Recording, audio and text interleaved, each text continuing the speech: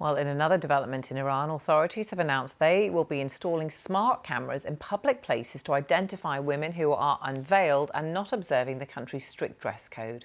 For more on that, here's Azadeh Mashiri. The mandatory hijab has been at the centre of protests in Iran ever since 22-year-old Mahsa Amini died in police custody after she was arrested for violating the country's strict dress code. Now, it led to protests around the world and across the country. It even led to some women burning their veils during those very same protests.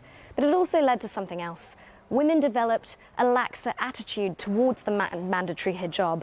It wasn't unusual to go to a big city in Iran, like Tehran, the capital, and see several women walking around the streets unveiled. It also led to law enforcement hesitating in how they would respond, given the protests in the country were growing. But that's changing. Iran's law enforcement has now announced that they're installing smart cameras on streets in order to identify women who are violating the mandatory hijab law. They also said that they would send warning messages to the violators of the hijab law and violators of public decency.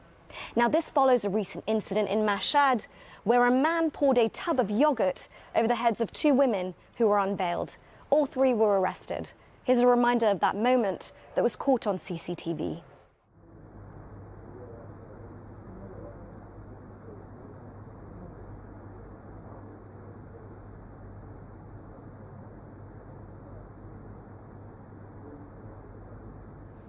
Now, the issue of the hijab was never something that the Islamic Republic was going to take lightly. And that's because the hijab is an important symbol of the Islamic Revolution. It's when the country physically started to look different.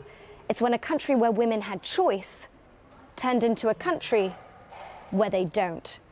These smart cameras signal that not only is the mandatory hijab here to stay, but it will be heavily enforced.